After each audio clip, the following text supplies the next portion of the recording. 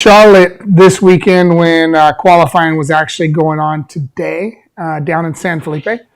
And I've told you guys that at the end of last year that we would put a full focus on getting our UTV to market. SST is a program that's been running since 2013, and it has a race next weekend. But Trophy Truck and all UTV has been Trophy Truck's been pushed aside. Focus has been UTV with the Desert Boys, and we had a really good test a little over a week ago in Arizona. We ran for 8 days straight. Put over 800 miles on it. 800 miles won't seem like a lot, but what we were doing is a lot of rides for customers, as well as a lot of just average riding. You know, not trying to go out and be Robby race car driver, but wanted to trail ride, wanted to rock crawl. We took it, like I said, to Camel grass. We did all kinds of different things. Daniel's got some cool slides up here that he'll start poking through. And we learned a ton at the test. We learned some things from suppliers that we'll share with you towards the end. We have solutions for our problems. And, you know, I know the question will be is where are we at with production? And I will bring you into that towards the end of this. So this is a section here we talked about in camel grass. Camel grass is this stuff that's just really gnarly. This all started as sharp little witch eyes in the grass. And as we beat a trail in there, testing, obviously we knocked somewhat of a smooth area, but it was really, really hard. I remember going to this area when we were testing the Dakar Hummer, and we had a Polaris 4-seater stock 4-seat Razor, and it got stuck in this section.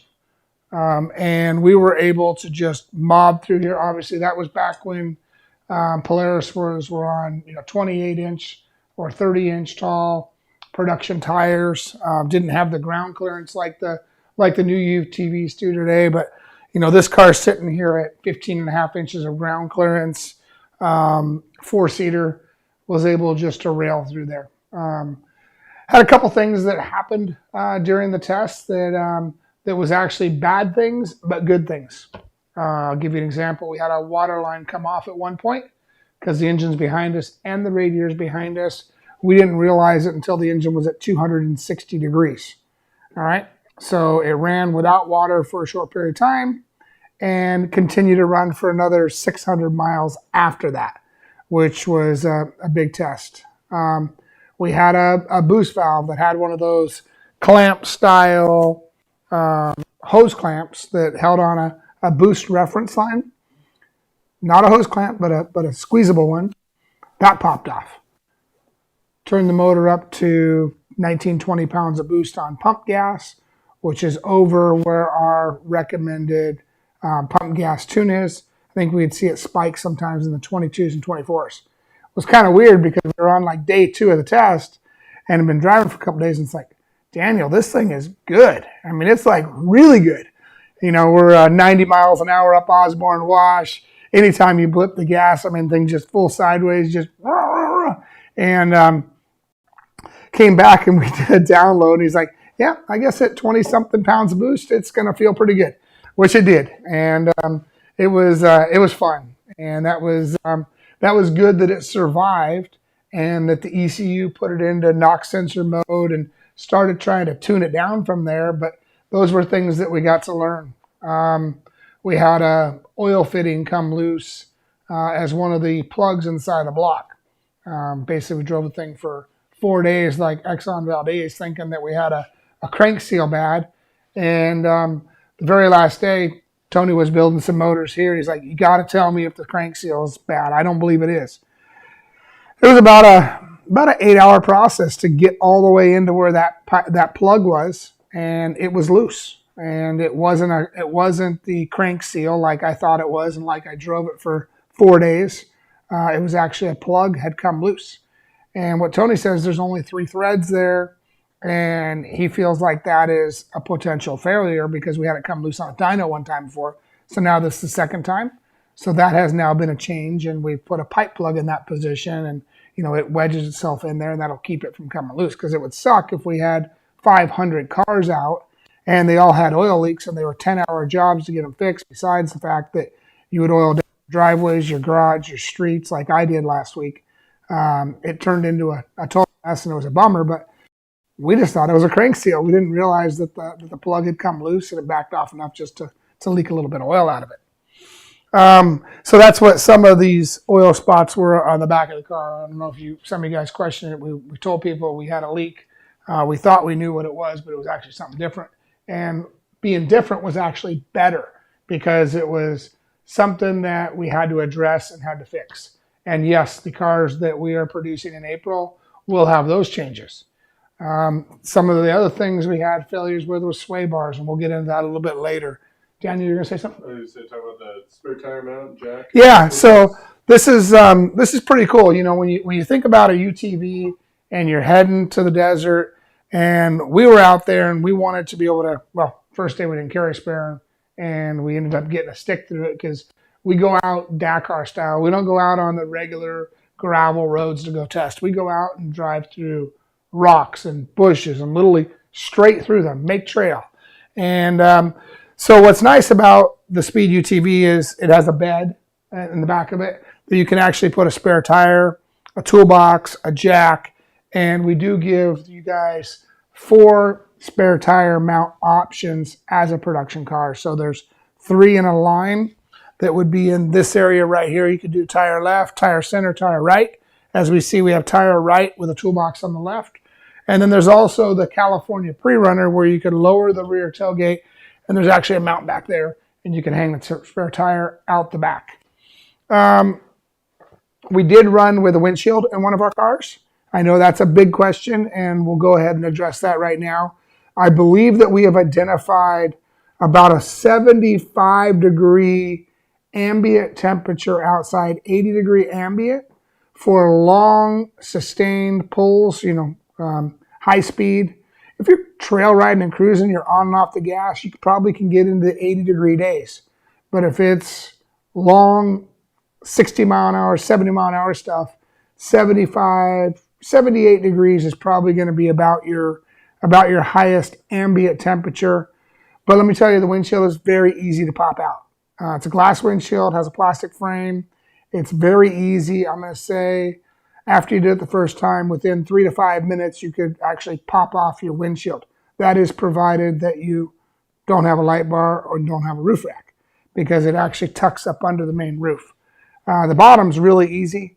I believe we can pop it off. Maybe even with a light bar, we might be able to slide it down underneath it. We'll do a test on that this week because we did get our final light bars in. We've got all that stuff mocked up, and we have our plastic framed windshield. So it's not a fiberglass. It's not something that's just it's a one-off part we built in the shop out of aluminum. These are actually tooled parts that hold a glass windshield, and we've got that in California on the car, and we'll be heading out towards the Apple Valley, Barstow, Johnson Valley this Saturday and Sunday.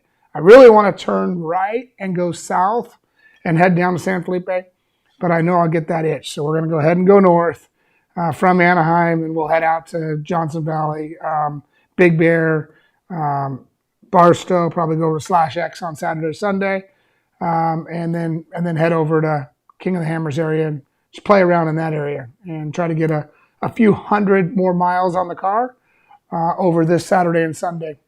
Then after that, we've had guys at James Lynn for the last 2 weeks, just really identifying the wiring harness and the accessory harness and the draws on the wire. So we have learned a lot at that last test. That was like we thought that was our final pre-production test.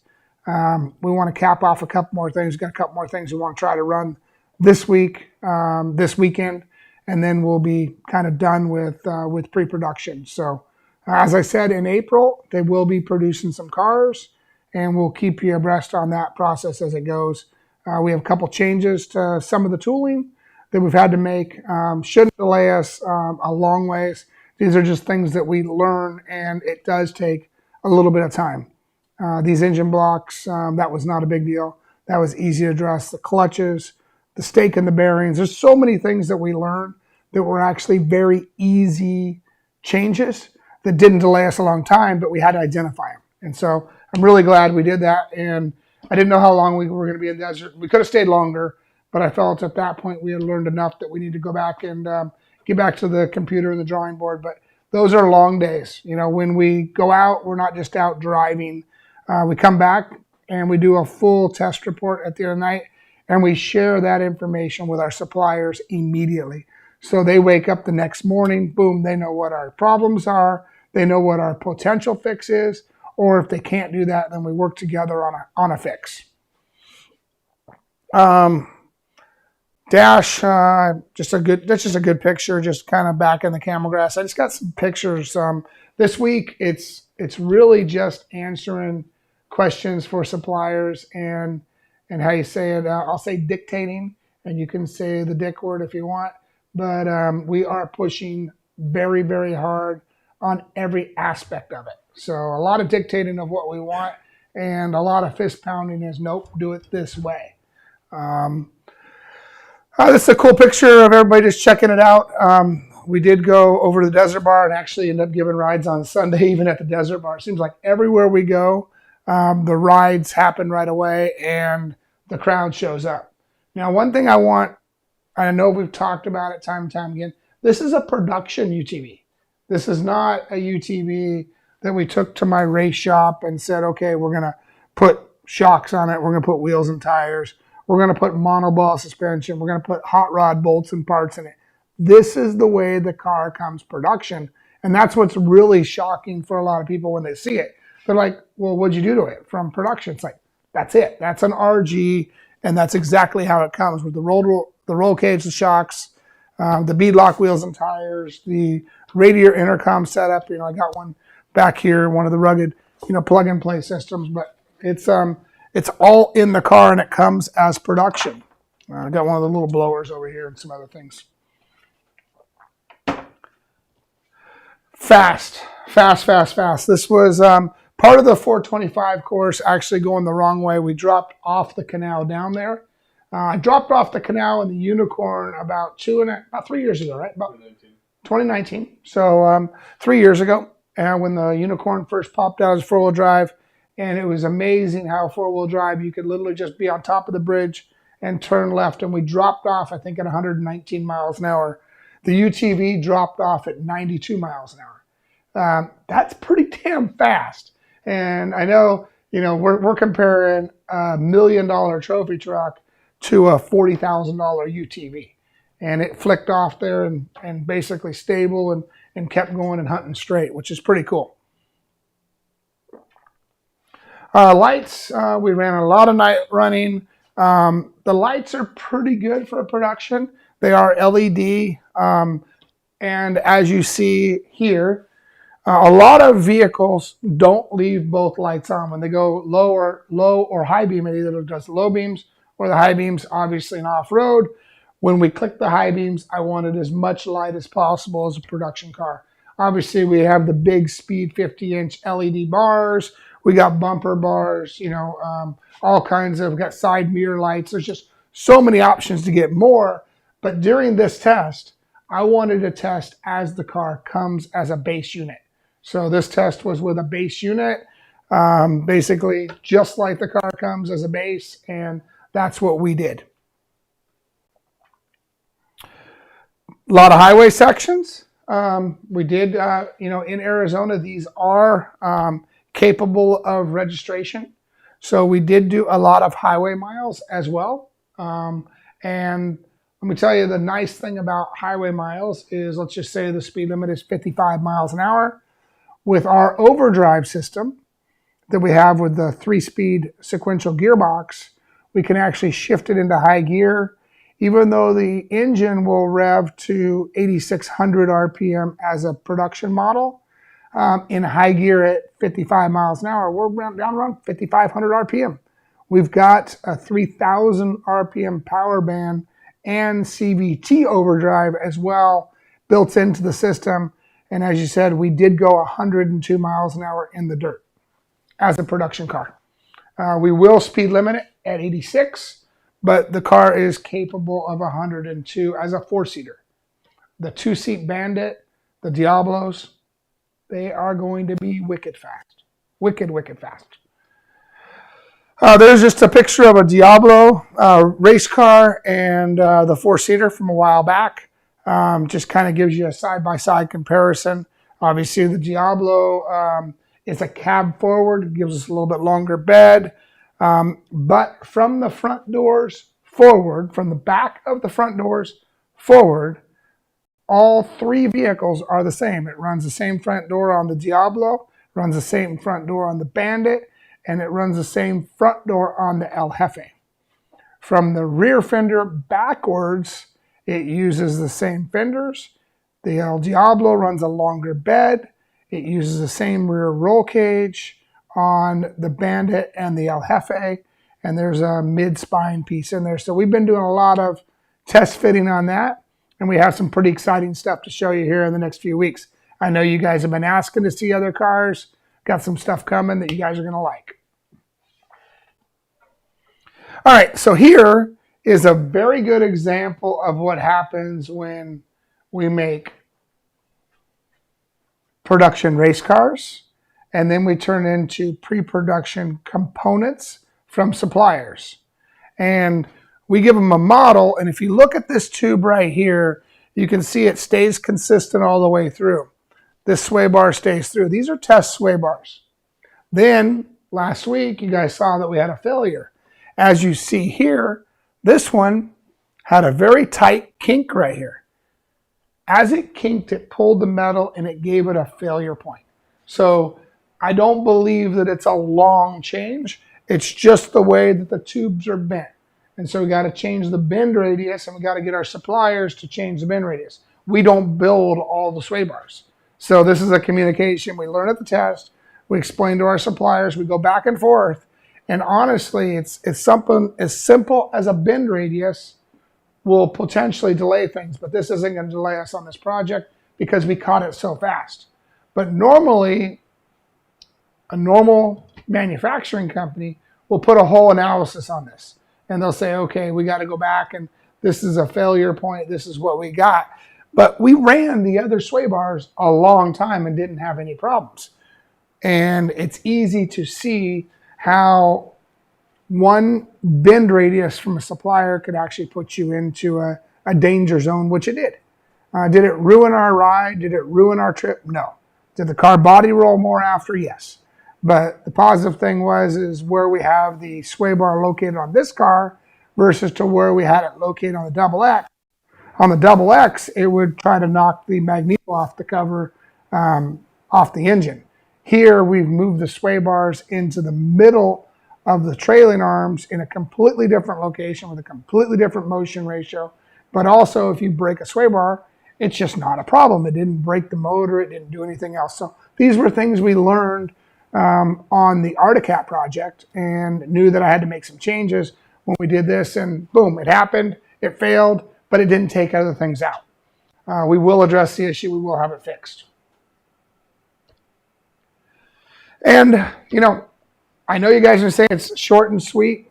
We've been on the dyno. We were on the dyno on Saturday, Wednesday, and Friday. And we're back on the dyno again tomorrow. So we have met our power goals. We did a durability test on Wednesday. Feel pretty good. So we have pulled the trigger with our production engines at the 225 horsepower. So we feel good where we're at. Daniel, you feel good? Feel good where we're at. We've got some stuff that we're running again on Friday, which is like a Gen 2 motor. This isn't something for this build, but development never stops. So we are running different crank, different rods, different pistons, different valve springs, a port job, just trying some different things. Now that we've met our goal where we want to be with the production engine, we want to understand what it takes to develop. And we really have been developing on reliability this whole time and never really worked on, okay, let's go throw a ball out in the field. Now we got enough engines and stuff that we can start doing things like that. Got a new front bulkhead in today, got some motor blocks, just all kinds of, this is a billet bulkhead. There's another one out on the bench. I would love to take you out and show you it, but then that would really mess up our next week's show or the week after show. But because we got some cool stuff coming. Thank you. Just wanted to give you something. Really didn't have much for a show this week because it's just truly dealing with suppliers. Have a good day.